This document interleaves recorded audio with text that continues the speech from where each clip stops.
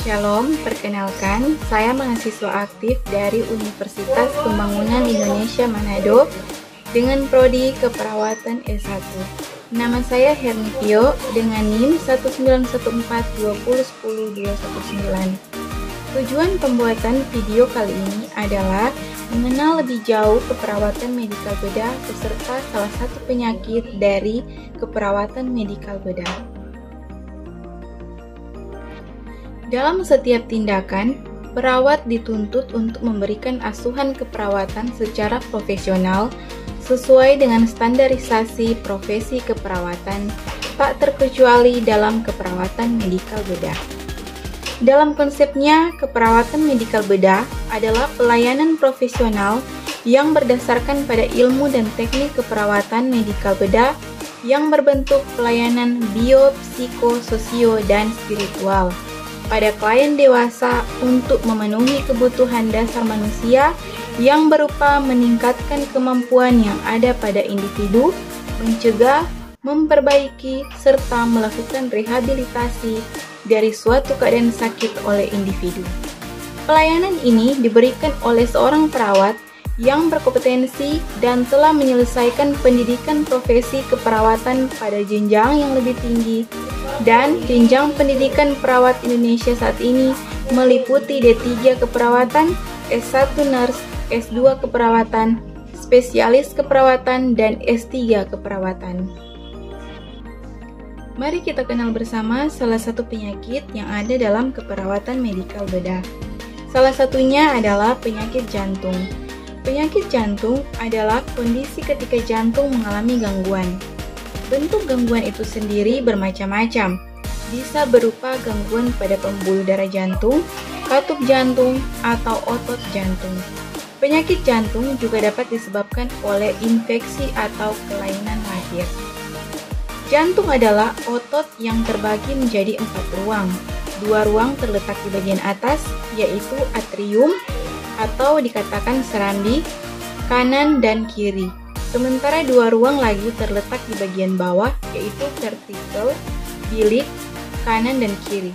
Di antara ruang kanan dan kiri tersebut ada dinding otot atau disebut septum, yang mencegah darah ke oksigen bercampur dengan darah miskin oksigen. Salah satu penyakit jantung yang paling sering terjadi adalah penyakit jantung koroner. Kondisi ini terjadi ketika pembuluh darah jantung menyempit atau tersumbat. Akibatnya jantung kekurangan darah yang kaya akan oksigen dan nutrisi. Penyakit jantung koroner merupakan umumnya disebabkan oleh aterosklerosis, yaitu penyempitan pembuluh darah akibat penumpukan kolesterol.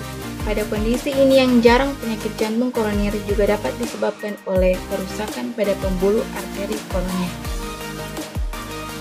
Gejala penyakit jantung sangatlah beragam, tergantung pada jenis penyakit jantung itu sendiri. Berikut ini adalah sejumlah gejala yang dapat muncul pada masing-masing jenis penyakit jantung. Di antaranya adalah gejala jantung koroner, gejala aritmia, gejala penyakit jantung bawaan, gejala kardiomiopati, gejala penyakit jantung akibat infeksi, dan gejala penyakit jantung katup jantung. Pengobatan penyakit jantung tergantung pada jenis penyakitnya. Sebagai contoh, untuk mengatasi penyakit jantung akibat infeksi, dokter akan meresepkan antibiotik. Sedangkan untuk mengatasi penyakit jantung koroner, dokter dapat meresepkan obat-obatan dan menyarankan pasien melakukan perubahan gaya hidup. Sejumlah komplikasi yang dapat terjadi akibat penyakit jantung adalah, salah satunya adalah aneurisma. Aneurisma adalah pembesaran di dinding pembuluh arteri yang bila pecah bisa menyebabkan kematian. Penyakit arteri perifer, kondisi ini ditandai dengan tersumbatnya aliran darah ke kaki sehingga timbul nyeri saat berjalan, atau dapat dikatakan sebagai claudication. Berikutnya adalah stroke.